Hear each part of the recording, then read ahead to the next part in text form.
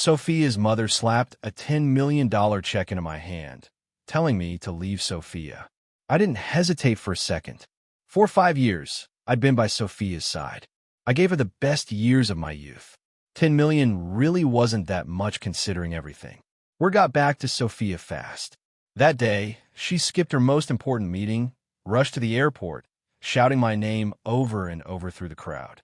49 times, each shout filled with despair, but I gave no response. By the time Sophia reached the apartment she'd bought for me, I was packing. What is the meaning of this? Sophia's face was grim. Knowing her as long as I had, I could tell she was furious. Ms. Morgan, I began, trying to keep my voice steady despite feeling pathetic. 5 million to break up with you. Is that so hard to understand? Predictably, that enraged her even more. She practically spat the words through clenched teeth. Leave now and don't you dare regret it. With that, Sophia slammed the door and left first. Truthfully, Sophia had been good to me over the years, materially speaking, of course. She kept me like some pretty boy toy, luxury cars, designer watches. She never skimped. And if I'd stayed with her, it would have been worth far more than that 10 million in the long run. But I was tired of it now. If I hadn't recently heard that Daniel was coming back from abroad, I might have almost forgotten my place. I was just a substitute.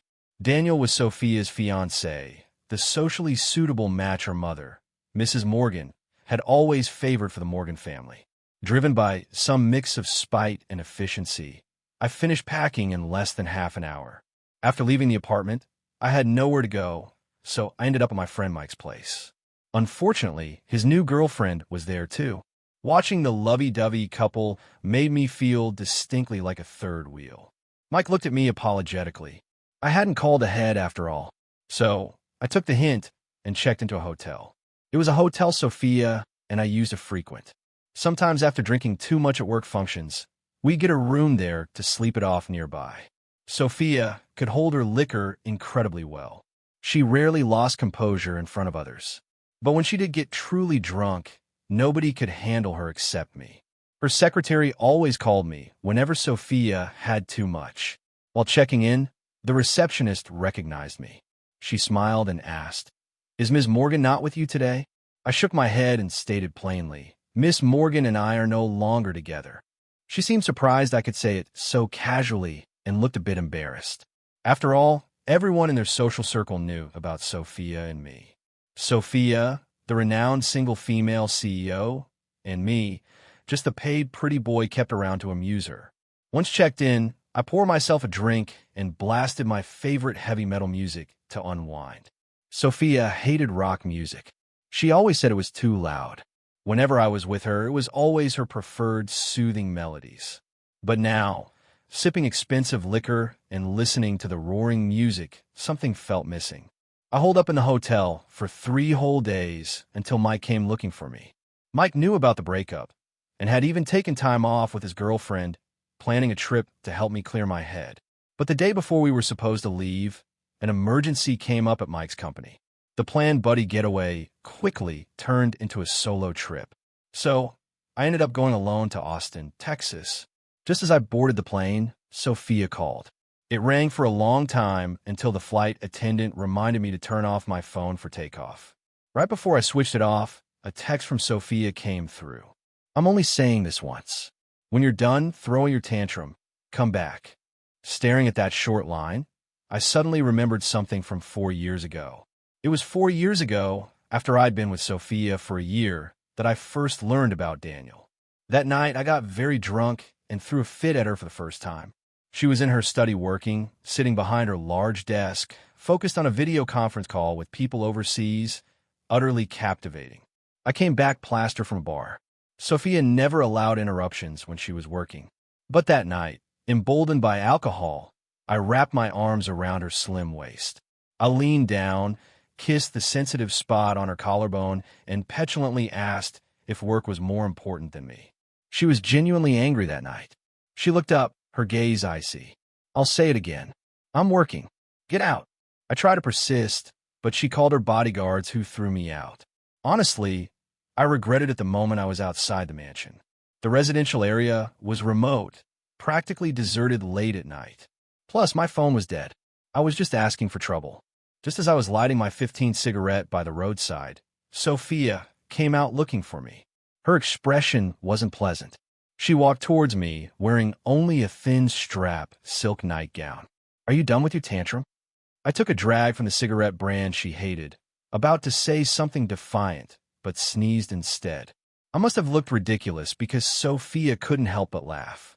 For the first time, she reached out her hand to me, but back then my pride was too high, and I stubbornly pushed it away. Her hand hung in midair, and she got truly angry. Then she turned her head slightly, looked at me, and said, "I'm saying this one last time. When you're done, come back." She meant it. After saying that, Sophia turned and walked away. I called after her, "Give me my car keys." "Ethan, I bought you that car. If you're not planning on coming back, you can forget about taking it." In that moment, I suddenly understood the nature of my relationship with Sophia. The watch I wore, the car I drove, the designer clothes, all bought by her. Seeing I said nothing, Sophia turned back again, stood there, and held out her hand. From that time on, I became extremely obedient, staying by Sophia's side, and I stayed for 5 years. I put my phone away and deleted the message. The flight took 2 hours, and I landed at Austin Bergstrom International Airport. Bad luck struck soon after landing. My wallet was gone. At the police station, the Austin cop eyed my expensive designer clothes from head to toe. His look seemed to say, "Who else would they steal from?" The language barrier, no money, no valid ID. I couldn't prove who I was. The police officer pushed a phone towards me, telling me to call someone. My parents died in an accident when I was very young. My grandmother raised me, but she passed away before I could give her a comfortable life. The year my grandmother died was when I met Sophia. She was like a ray of light piercing through my dark life. Reluctantly, I tried calling Sophia. International call after call went unanswered, the dial tone reminding me that the light that once illuminated my life had truly vanished. I didn't remember Mike's number. The police officer sitting across from me was losing patience. It wasn't until mid-afternoon that a young American woman helped me. Her name was Chloe. She happened to be at the station on business and saw me sitting alone and dejected in a corner. Out of kindness to a fellow countryman abroad, she used fluent Spanish to help me communicate with the police. After leaving the station, I got a new phone number, cutting off all ties with Sophia. But occasionally browsing online, I'd still see news about her. Daniel accompanying her shopping, looking smitten. Her and Daniel standing side by side, looking perfectly matched, cutting the ribbon for a newly opened hotel. Their lavish wedding was supposedly coming soon. I stayed in Austin and became good friends with Chloe. With her help, I managed to get a job at an international trade company with U.S.-Mexico operations.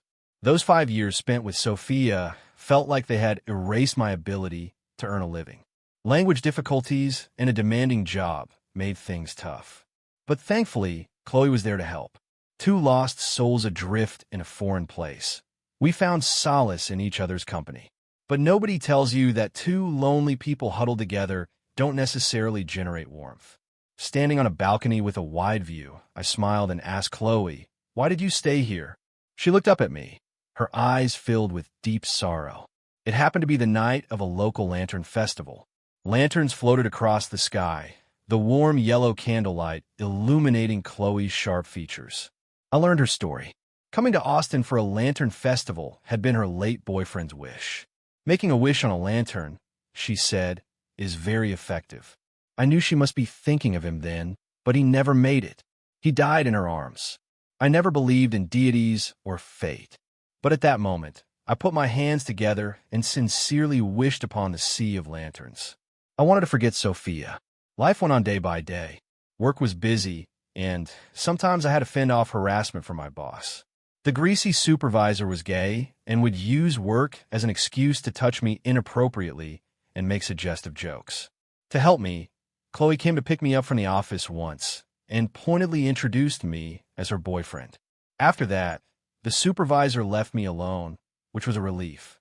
After nearly 2 years in Austin, I suddenly received an assignment from the company to go back to the U.S. mainland to negotiate a project. A few days later, I packed my things and flew back with several colleagues from the Austin office. As soon as the plane landed, the client company had arranged for someone to meet us at the airport and take us to our hotel. It was the same hotel Sophia used to frequent. I stood at the entrance for a moment, lost in thought.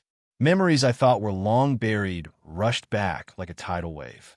When I saw that the receptionist handling check-in was someone new, the tight grip I had on my suitcase handle finally relaxed. "Good evening, Mr. Davis." "Ms. Morgan." Halfway through check-in, a hurried set of footsteps approached from behind us. My body, which had just relaxed, tensed up again. A familiar fragrance drifted into my nose. It was the perfume I had given Sophia. Sophia didn't usually wear perfume. This scent was one I had personally blended during a phase when I was obsessed with fragrances, reminiscent of the faint, fresh scent of the first flower blooming at dawn. But the entire time I was with Sophia, she had never once worn that perfume. The presence behind me paused for an instant, but very quickly the scent dissipated into the air. Looking up, I saw Sophia and Daniel surrounded by a group of people disappearing around a corner. I knew I might run into Sophia, but I hadn't expected it to be so soon. After all, the project we were collaborating on was with a new company jointly established by the Morgan and Davis families. Still, I held on to a sliver of hope. Our project wasn't significant enough to warrant the direct involvement of the top bosses. Normally, 2 project managers would suffice. At lunchtime, the client company suddenly arranged a dinner meeting. My colleagues urged me to join them in the private dining room at the hotel. Pushing the door open, I saw Sophia seated at the head of the table.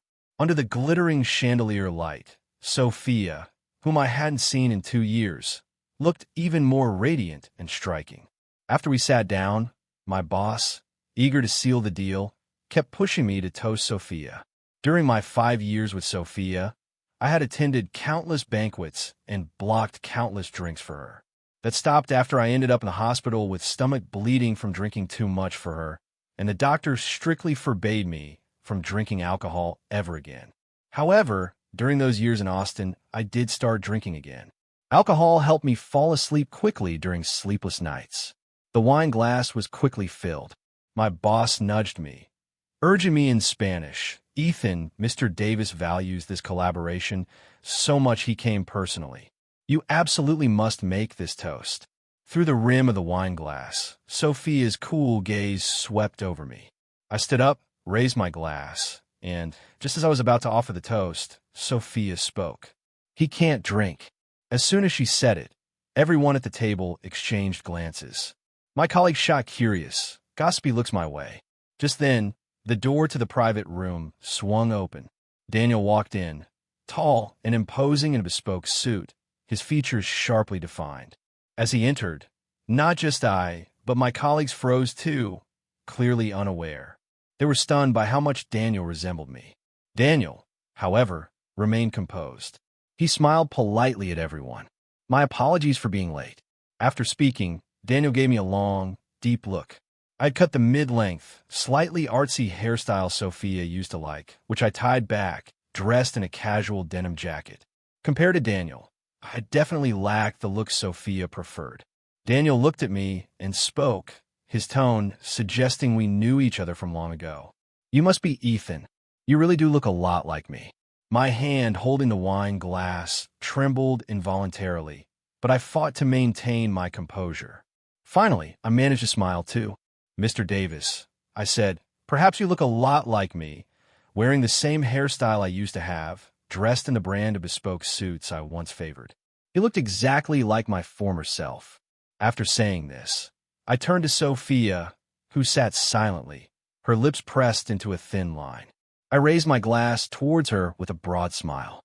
"Ms. Morgan, Mr. Davis, I toast you both." Then, under Sophia's slightly furrowed brow, I drained the glass of red wine. After dinner, I stood by the roadside waiting for Chloe to pick me up. Chloe had returned to the States a couple of months earlier because her mother was ill. But after waiting a while, Chloe hadn't arrived. A familiar Porsche with a recognizable license plate pulled up in front of me. The window slid down, revealing Sophia's face, half hidden in the interplay of light and shadow. "Get in," she commanded. But she forgot I was no longer the obedient Ethan of the past. "Miss Morgan, thank you. But I'm waiting for someone, I replied. Just as I finished speaking, Chloe's Volkswagen pulled up. Under Sophia's piercing gaze, I got into Chloe's passenger seat. As we drove off, Chloe glanced at the rearview mirror where the Porsche followed steadily behind. She joked, "Thanks to you, this is the first time I've been tailed by a luxury car all the way." I smiled back at Chloe. "Time to test your driving skills." Chloe met my eyes and slammed on the accelerator. Caught in rush hour traffic, the expensive Porsche lost its advantage. Chloe quickly shook Sophia off her tail. On the way, Chloe said, "I heard about what happened at the dinner table."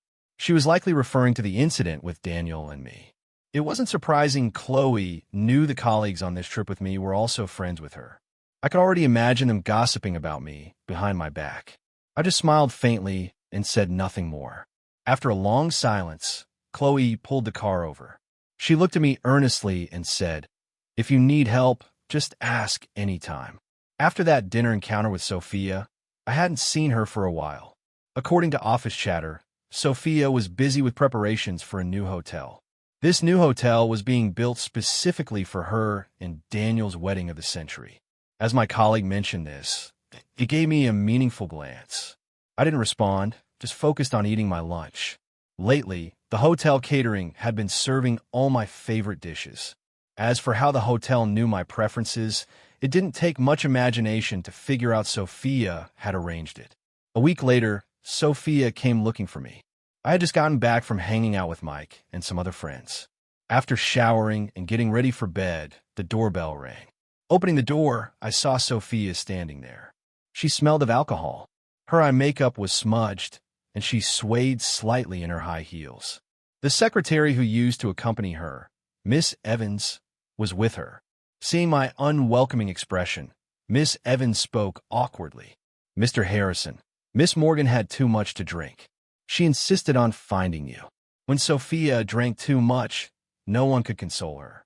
I understood Miss Evans' predicament. I used to be the one to handle it, but now we were no longer involved. "Miss Evans," I said coldly, "Ms. Morgan and I have no relationship anymore." I moved to close the door. Before it shut, Sophia grabbed my wrist. There was a vulnerability in her eyes I'd never seen before. The usually imperious Sophia now looked like an abandoned puppy. She looked at me with red-rimmed eyes and said, "Ethan, please come back." Seeing her like this softened my resolve slightly. Sophia clung to my hand tightly, as if exerting all her strength, shedding her usual pride, but she didn't realize the strength difference between men and women. Even with all her effort, I easily pried her hand off mine. Still, she refused to leave. I looked at Miss Evans. Miss Evans was reluctant to call Daniel. Not wanting to put her in a difficult position, I reached into Sophia's pocket for her phone. My index finger accidentally brushed against the fingerprint sensor, and the phone unlocked. It was a fingerprint I had registered years ago when Sophia was in a good mood. Our relationship was good then, and I had tried to do all the things normal couples do. I never expected she hadn't deleted it. Opening her contacts, the number pinned to the top was still my old one. Scrolling down, I found Daniel's number. When the call connected, Daniel recognized my voice, and his initially cheerful tone instantly dropped. After hanging up, I felt dazed for a moment. In the past, I too would feel overjoyed whenever I received a call from Sophia. Daniel arrived quickly, clearly very worried. He was wearing casual loungewear, even house slippers. Seeing the drunk Sophia, his eyes filled with concern. After Daniel left with Sophia, Miss Evans told me many things. She said Sophia had searched for me for a long time after I left. She said Mrs. Morgan kept pushing Sophia to marry Daniel, but Sophia never agreed. She also mentioned that the apartment Sophia bought for me was kept exactly as I left it. On several occasions, she had found Sophia passed out drunk there, clutching a bottle. The next day, after a project progress meeting, Sophia cornered me in the underground parking garage, blocking my path. She asked, "Ethan, do you hate me that much?" I looked at her and said flatly, "Miss Morgan, please move." I started to walk forward, but she grabbed the hem of my jacket. Her grip was so tight her knuckles turned white. "Ethan," she said, "I looked for you for so long. This time I won't let you go." Sophia meant what she said. I don't know what she told my boss, but I ended up having to move back into the apartment she had bought for me. Sophia said if I still hadn't changed my mind by the end of the project, she would let me go. Perhaps out of desire for revenge, or maybe pity. Looking at the stubborn woman before me, I agreed. The Sophia who had always been so high and mighty in front of me had changed. Whenever she wasn't working, she would call me. If I didn't answer, she'd flood my phone with messages. If she encountered something interesting, she'd message me to share it, like a young girl in the throes of first love, despite the fact I never replied to her messages. As soon as she finished work, she'd rush back to the apartment, even cooking my favorite dishes herself. The Sophia who had never cooked before didn't care about the burned scars on her carefully maintained hands. She'd sit across from me, her eyes shining, waiting for me to eat the food she made. If I said it was good, she'd beam like a child. She resumed her old habit of having piles of the latest luxury watches delivered to the apartment. Daniel sought me out once. We sat facing each other in a coffee shop. The waitress who brought our coffee glanced back and forth between us several times, noting our resemblance. Daniel told me to let go, to stop harassing Sophia. I looked at him, every gesture a shadow of my former self, and laughed. You know perfectly well it's not me harassing Sophia. It's her chasing me. Hearing this, Daniel's face turned pale. The moment I saw him, I knew it wasn't that I looked like Daniel. It was Daniel who looked like me. After a long pause, Daniel asked, "How much money do you want to leave?" "How much money to leave?" Looking at Daniel, I remembered Mrs. Morgan offered me $5 million to leave Sophia. Mrs. Morgan then and Daniel now looked so similar. I took a sip of coffee and slowly held up one finger. Daniel's tense expression visibly relaxed when he saw the single finger. He scoffed. "Just $1 million? No, $10 million. At my words, Daniel's eyes widened instantly. He sneered. "What makes you think you're worth $10 million? I smiled. When Sophia aborted our child, Mrs. Morgan gave me $5 million to keep my mouth shut. Now, asking for $10 million isn't excessive, is it?" Daniel clearly didn't know about this. His face contorted. How many nights had I woken up startled from nightmares, dreaming of tiny, baby-sized hands reaching for me, a blood-covered infant constantly crying in my dreams. Our child, Sophia and mine, aborted without my knowledge. Mrs. Morgan had always turned a blind eye to Sophia keeping me, but a child of the Morgan family could absolutely not have any connection to me. That day, I knelt before Mrs. Morgan for the first time, kowtowing repeatedly, begging her for mercy, even willing to take the child and leave Sophia afterward, just asking her not to make Sophia terminate the pregnancy. Of course, Mrs. Morgan refused.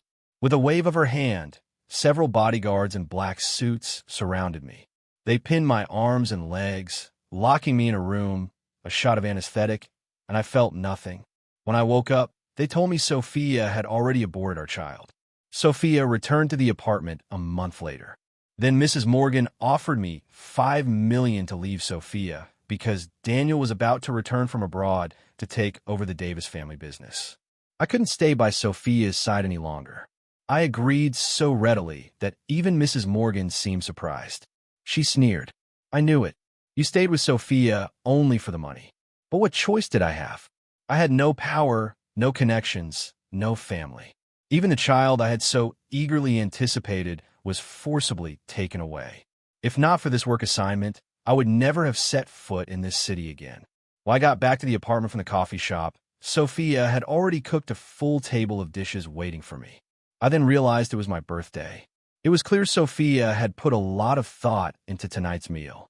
8 dishes and a soup, all my favorites. Her delicate hands bore fresh burn marks. The lights dimmed, and Sophia brought out an exquisite cake, singing happy birthday to me. "Happy birthday to you. Happy birthday to you." Sophia, who had never celebrated my birthday before, looked in a way that brought me no warmth. I watched her in the candlelight, wondering how she managed to celebrate my birthday while simultaneously preparing for her wedding with Daniel. Sophia pushed the candle-lit cake closer to me, her face full of hopeful expectation. "Come on, blow out the candles." Seeing I didn't move, Sophia prompted again. Hurry, sit down and blow out the candles. Finally, under her eager gaze, I blew them out. When the lights came back on, Sophia pushed a gift towards me. Inside a blue velvet box were two delicate matching rings. Rings I'd bought long ago. I hadn't taken them when I left the apartment. But now, gleaming under the light, the two silver rings seemed utterly ridiculous. Sophia asked cautiously, "Want to try them on?" I looked directly at Sophia and slowly asked, "Will you marry me?" Hearing my question, Sophia fell silent. The air grew heavy with unspoken words. She reached out to touch my hand, but I pulled away. Her hand hung awkwardly in the air. Even without her answer, I already knew. Sophia would not give up the alliance with Daniel, let alone marry me. I knew this answer 2 years ago. All she wanted was for me to remain her obedient, kept pretty boy. I looked up at Sophia and said, "Let me give you a gift, too." She seemed to know what I was about to say and tried to stop me. "Let's put the rings on first." Okay. Ignoring her, I went into the other room and retrieved a box from the back of a storage closet. Inside that box were all the things I had once joyfully prepared for our unborn child, clothes and toys still in their packaging. Seeing the box, Sophia's face turned incredibly pale.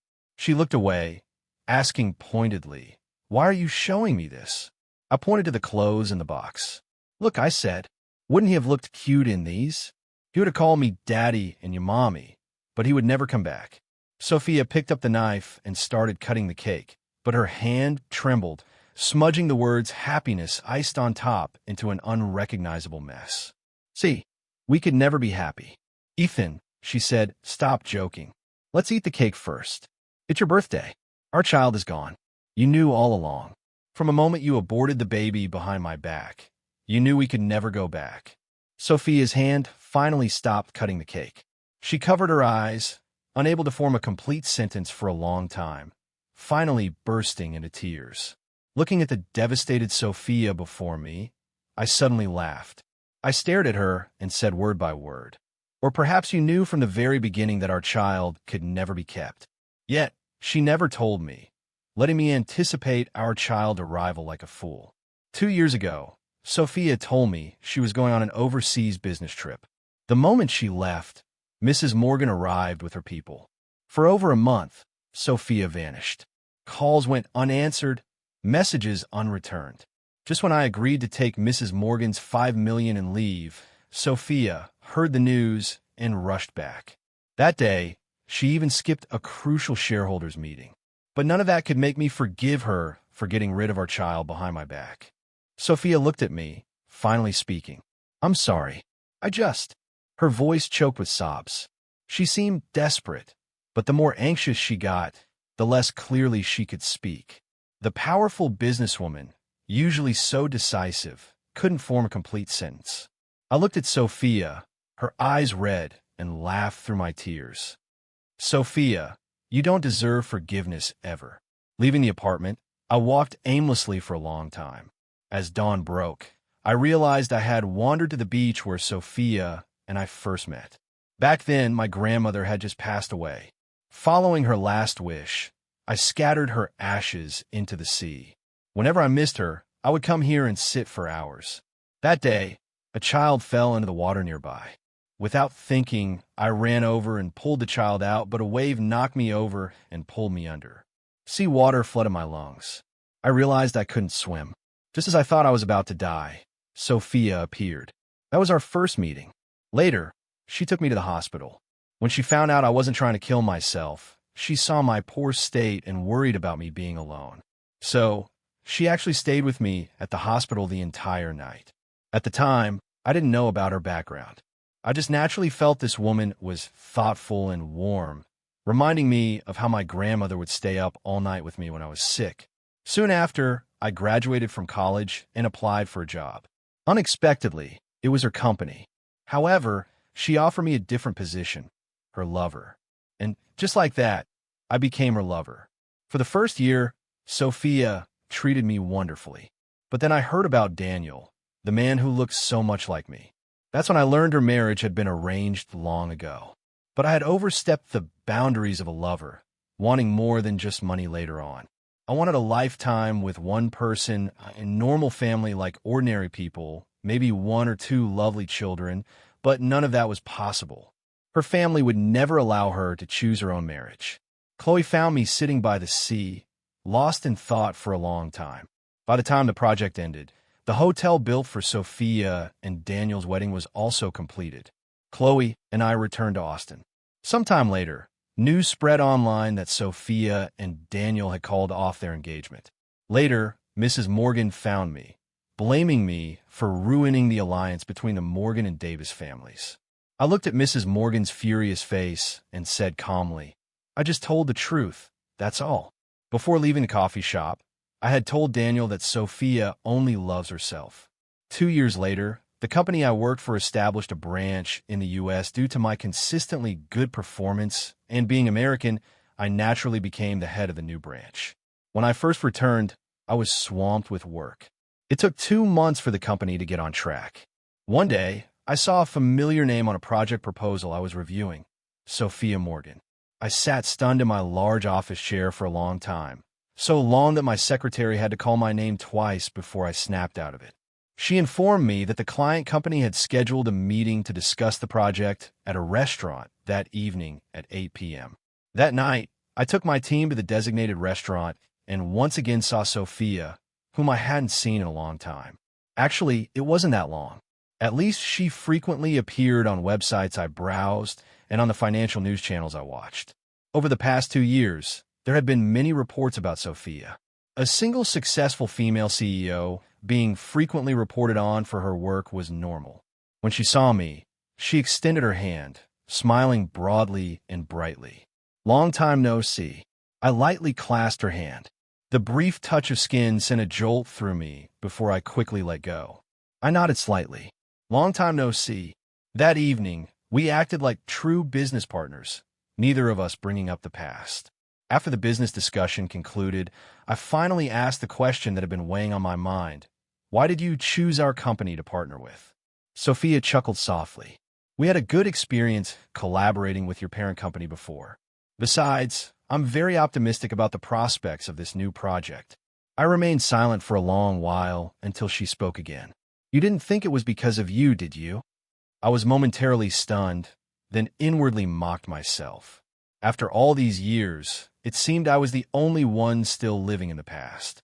The project took our company and Sophia's about a month to complete. Someone suggested celebrating, saying it was our company's first major project secured by the new branch. Not wanting to dampen the staff's enthusiasm, I agreed. The celebration banquet was held by the beach. Flowers, music, and fireworks created a very romantic atmosphere that night. Feeling happy, I had a couple more drinks than usual. In a hazy state, I thought I heard someone call out, "Morgan." When I woke up again, I was in a hotel room. Beside me lay a completely naked Sophia. I felt a sense of disorientation. Many years ago, Sophia used to wake up in my arms like this every morning. I thought last night was, no, it wasn't a dream. Sophia and I had really gotten back together. "Morning," Sophia said hoarsely as she opened her eyes and saw me. My lips pressed together tightly. I didn't say anything. I didn't know how to face our current situation. Were we lovers again, or was it just a one-night accident? Seeing my reaction, Sophia spoke first. "Last night was an accident. Don't worry, we're both adults. I won't hold you responsible." My mouth opened, feeling a surge of anger. Before I could speak, Sophia had already dressed and left the room, not giving me another glance the entire time. My relationship with Sophia seemed to have plunged back into freezing point. Since that night, we both consciously avoided contact. 2 months later, Chloe called me. She said she was at the hospital and had seen Sophia at the OB/GYN clinic. Chloe had returned to the States earlier than me because of her mother. She had recently found out she was pregnant herself and was there for a regular checkup when she unexpectedly ran into Sophia. Sophia hadn't seen her, but Chloe felt uneasy and thought she should tell me. My mind flashed back to events from years ago. I said nothing, hung up, and immediately dialed Sophia's number. It rang for a long time, but went unanswered. I got in my car and sped directly to the hospital Chloe mentioned. After running 3 red lights, I finally found Sophia in the hospital. She was holding a freshly printed report. I clearly saw the words on it. Pregnancy for weeks. My eyes turned red. I grabbed Sophia's hand tightly and demanded, "Are you planning to get rid of the baby behind my back again this time? Are you the patient's family? The baby is developing well. She's here for a checkup. You're going to scare the expectant mother like this." The doctor sitting across from them spoke, bringing me back to my senses. I looked at Sophia beside me in astonishment. "You were just here for a checkup." Sophia looked back at me, her eyes red, and nodded. This time, she choked out, "I'll have our baby." My hand, holding hers, trembled. Then her hand gripped mine tightly. I knew then that she and I were truly getting a fresh start.